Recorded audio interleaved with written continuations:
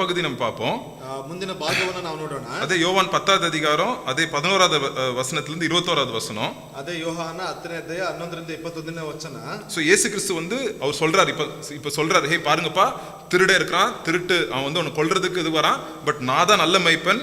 So வந்து உனக்காக நாங்க என் ஜீவனே நான் கொடுப்பேன். நல்ல மைப்பன் தன் ஆடுகளுக்காக என்ன பண்றாரு, தன் ஜீவனே கொடுப்பேன் நானு அப்படின்னு சொல்றாரு. இதனாலதான் நான் வந்து நல்ல மைப்பன் அப்படின்னு இயேசு கிறிஸ்து சொல்றாரு. ಅಲ್ಲಿ ನೋಡ್ತೇವೆ, ನಾನು ಒಳ್ಳೆ ಕುರುಬನು, ತನ್ನ ಕುರಿಗಳಿಗಾಗಿ ಪ್ರಾಣವನ್ನು ಕೊಡ್ತೇನೆ ಎಂಬುದಾಗಿ ಆ ರೀತಿಯಾದಂತಹ ಕಾರ್ಯಗಳಲ್ಲಿ ಯೇಸು ಸ್ವಾಮಿ ಹೇಳ್ತಾ ಇದ್ದಾನೆ. சோ அங்க 12-13வது வசனத்தை நீங்க பார்க்கும்போது திருடே வந்து என்ன பண்ணுவானா, வந்து அவன் வந்து அந்த ஆட்டுக்குட்டி நல்லா இருக்கணும் அப்படின்னு அவனுடைய ஆசை இல்ல. அந்த எவனாவது வந்த உடனே என்ன ஆயிடுவானா, அவன் எஸ்கேப் ஆயிடுவானா. அது வந்து ஓனாய் வரும்போது என்ன ஆயிடுவானா, அவன் எஸ்கேப் ஆயிடுவானா, உடனே ஆட்டுக்குட்டி எல்லாம் என்ன ஆயிருமா, செதறிருமா. 12வது வசனத்துல நம்ம பாத்துருக்கோம். ಅಲ್ಲಿ ನೋಡ್ತೇವೆ, ಆ ಒಂದು ಕಳ್ಳನಾಗಿರ್ತಕ್ಕಂಥ ಏನ್ ಮಾಡ್ತಾನೆ ಎಂಬುದಾಗಿ ನೋಡುವುದಾದ್ರೆ, ಆ ತೋಳು ಬರುವಂತ ಸಂದರ್ಭದಲ್ಲಿ, ಅದು ಹಿಂಬಿಟ್ಟು ಹೋಗುವಂತ ಸಂದರ್ಭದಲ್ಲಿ ಅವೆಲ್ಲವೂ ದಾರಿ ತಪ್ಪಿದ ರೀತಿಯಲ್ಲಿ ಓಡಿ ಹೋಗುವಂತದ್ದಾಗಿರ್ತದೆ. சோ இதுல நம்மளுக்கு என்ன தெரியுது, ಇದರ ಮೂಲಕವಾಗಿ ಏನು ಗೊತ್ತಾ, நம்ம லைஃப்ல கஷ்டம் வரும்போது, ನಮ್ಮ ಜೀವಿತದಲ್ಲಿ ಕಷ್ಟಗಳು ಬರುವಾಗ யார் நம்மளுக்கு கூட இருக்கறா, ಯಾರು ನಮ್ಮ ಜೊತೆಯಲ್ಲಿ ಇದ್ದಾರೆ, நம்ம கஷ்டத்துல யார் இருக்கறா, ಕಷ್ಟದಲ್ಲಿ ಯಾರಿದ್ದಾರೆ. ஏன்னா கஷ்டத்து டைம்ல தான் நிறைய பேர் எஸ்கேப் ஆயிருவாங்க. ಆ ಕಷ್ಟದ ಸಮಯದಲ್ಲಿ ಅನೇಕರಲ್ಲಿ ಓಡಿ ಹೋಗ್ಬಿಡ್ತಾರೆ. நிறைய பிரச்சனைகள் வரும்போது தான் அவங்க இருக்கவே மாட்டாங்க அந்த இடத்துல. ಅನೇಕ ಸಮಸ್ಯೆಗಳು ಬರುವಾಗ ಆ ಸಮಯದಲ್ಲಿ ಅವರು ಇರುವುದಿಲ್ಲ. சோ கர்த்தர் தான் நம்ம கூட இருக்கிறார். ದೇವರೇ ನಮ್ಮ ಜೊತೆಯಲ್ಲಿ ಇದ್ದಾರೆ. when trouble comes, தேவன் தான் நம்ம, கர்த்தர் தான் நம்ம கூட இருக்கிறார். ಅಲ್ಲಿ ಸಮಸ್ಯೆಗಳು ಬರುವಾಗ ದೇವರೇ ನಮ್ಮ ಜೊತೆಯಲ್ಲಿ ಇರುವಂತವನಾಗಿರ್ತಾನೆ. எனக்கு பிடிச்ச ஒரு வசனம், எப்பவும் நான் வந்து இந்த வசனத்தை அப்பப்போ நான் தியானம் பண்ணுவேன். ನನಗೆ ಇಷ್ಟವಾಗಿರ್ತಕ್ಕಂಥ ಒಂದು ವಚನ, ಆಗಾಗ ನಾನು ಧ್ಯಾನಿಸುವಂತ ಒಂದು ವಚನ, ಸಂಗೀತ 50:15. ಈಸಿ ஞாபகம் வச்சுக்கிறது. 50:15. ಅಲ್ಲಿ ನೋಡ್ತೇವೆ, ಕೀರ್ತನೆ 50:15. ஆபத்து நாளிலே என்னை நோக்கி கூப்பிடு, நான் உன்னை விடுவிப்பேன், நீ என்னை மகிமைப்படுத்துவாய்.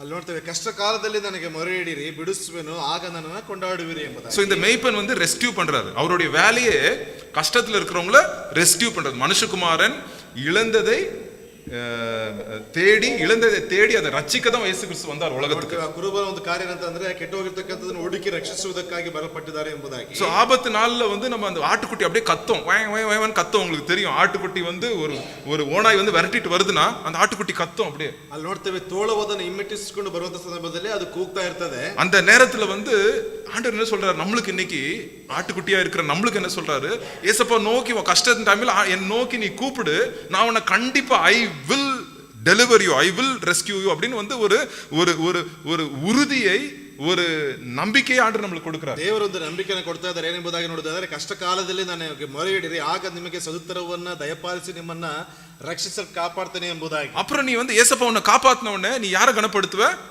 அந்த ஆண்டவர் தான் நம்ம கனப்படுத்துவோம். ಆಗ ರಕ್ಷಣೆಯನ್ನು ಹೊಂದಿದ ಸಮಯದಲ್ಲಿ ನೀನು ದೇವರನ್ನು ನೀನು ಗನಪಡಿಸುವಂತವನಾಗಿರ್ತಿ. சோ ஆண்டவருடைய சொந்த ஆட்டுக்குட்டி நம்ம வந்து he owns us. அவர் தான் அந்த ஆட்டுக்கு வந்து 13வது வசனத்துல பாக்குறோம், this is my sheep அப்படின்னு. he is a hired hand. அவன் வந்து கேர் பண்ண மாட்டான், ஆட்டுக்குட்டி கேர் பண்ண மாட்டான் அவன் அப்படின்னு ஆண்டவர் கம்பேர் பண்றாரு. அந்த வாடகைக்கு இருக்கிற அந்த அந்நியனுக்கும் வாடகைக்கு இருக்கிற அந்த மெய்ப்பனுக்கும் நல்ல மெய்ப்பனுக்கும் ஆண்டவர் வந்து கம்பேர் பண்றாரு. ಅಲ್ಲಿ ಬಾಡಿಗೆ ಇರ್ತಕ್ಕಂಥ ಒಂದು ಕುರುಬನಿಗೂ ಒಳ್ಳೆಯ ಕುರುಬನಿಗೂ, ಆತನ ಸ್ವಂತ ಕುರಿಯಾಗಿರ್ತಕ್ಕಂಥ ಕುರುಬನಿಗೆ ಆತನ ಒಂದು ಹೋಲಿಕೆ ಮಾಡಿ ಅಲ್ಲಿ ತಿಳಿಸ್ತಾ ಇದ್ದಾನೆ. சோ பாருங்க எவ்வளவு அருமையா ஆண்டவர் வந்து நம்ம கஷ்டத்துல இருக்கும்போது நம்மளை வந்து ஆதரித்து நம்மளை கூப்பிட்டு அவரை வந்து சொந்தமாக்கி நம்மளுக்காக அவர் மரித்து இந்த ஆட்டுக்குட்டியை காப்பாத்துறாரு. ಅಲ್ಲಿ ನೋಡ್ತೇವೆ, ನಮಗಾಗಿ ಆತನ ಬಲಿಯಾಗಿ, ನಮಗಾಗಿ ಆತನ ಕರುಣೆಯ ಅನುಕಂಪವನ್ನು ತೋರಿಸಿ, ನಮಗಾಗಿ ಆತನ ತರ ಒಂದು ಪ್ರಾಣವನ್ನು ಕೊಡಲ್ಪಡ್ತಾ ಇದ್ದಾನೆ. ಓಕೆ, இப்போ 16வது வசனத்தை கவனிங்க. 16ನೇ ವಚನವನ್ನು ಗಮನಿಸಿ, ரொம்ப இம்பார்ட்டன்ட் இது, ತುಂಬಾ முக்கியವಾಗಿರ್ತಕ್ಕಂಥದ್ದು. படிங்க 16வது வசனம். இந்த தொழுவத்தில் உள்ளவைகளை அல்லாமல் வேறே ஆடுகளும் எனக்கு உண்டு, வேற ஆடுகளும் ஆண்டருக்கு இருக்குறதா, அவைகளையும் நான் கொண்டு வர வேண்டும், அதையும் நான் கொண்டு வரணும் அப்படி ஆண்டவர் சொல்றாரு. அவைகள் என் சத்தத்துக்கு செவி கொடுக்கும், அப்பொழுது ஒரே மந்தையும் ஒரே மேய்ப்பனுமாகும். பாருங்க, ஆண்டவர் சொல்றாரு, இன்னும் நிறைய பேர் இருக்காங்க, நீங்க கூட்டிட்டு வாங்க, இந்த ஆட்டுக்குட்டி மந்தை வந்து பெருசாகணும், நீங்க கூட்டிட்டு வாங்கன்னு ஆண்டவர் சொல்றாரு. சோ கூட்டிட்டு வரும்போது என்ன ஆகும், அவங்க எல்லாம் வந்தவனே அவங்களுக்கெல்லாம் நான் மேய்ப்பனா இருப்பேன் அப்படின்னு ஆண்டவர் சொல்றாரு. ಅಲ್ಲಿ ನೋಡ್ತೇವೆ, ಇನ್ನು ಅನೇಕರಿದ್ದಾರೆ, ಅಲ್ಲಿ ಅಟ್ಟಿಗೆ ಸೇರಿದಿರ್ತಕ್ಕಂಥ ಅನೇಕ ಕುರಿಗಳಿದ್ದಾವೆ, ಅವರನ್ನೆಲ್ಲ ಸೇರಿ ತರಬೇಕು, ಆಗ ಅವರೆಲ್ಲರೂ ಒಂದೇ ಸ್ವರಕ್ಕೆ ಕಿವಿ ಕೊಡ್ತಾರೆ ಎಂಬುದಾಗಿ ಹೇಳ್ತಾ ಇದ್ದಾರೆ. இதுக்கு என்ன தெரியுமா சொன்னாங்க ஜனங்க?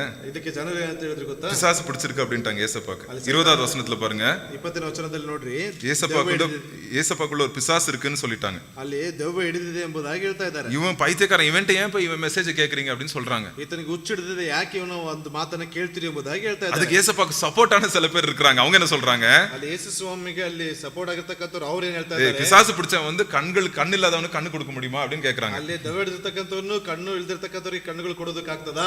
சோ பாருங்க, எங்க போனாலும் ஆண்டரே பிரசங்கம் பண்ணாலும் அங்கேயே 2 குரூப் இருக்கு. ಅಲ್ಲಿ ನೋಡ್ತೇವೆ, ದೇವರೇ ಉಪದೇಶ ಮಾಡಿದ್ರು ಕೂಡ ಅಲ್ಲಿ 2 ಭಾಗವಿದೆ. சோ அதனால நம்ம அதை வந்து நம்ம ஞாபகம் வச்சுக்கணும். ಅದನ್ನ ಮಾತ್ರ ನಾವು ಜ್ಞಾಪಕದಲ್ಲಿ ಇಟ್ಕೊಳ್ಬೇಕು. ஓகே.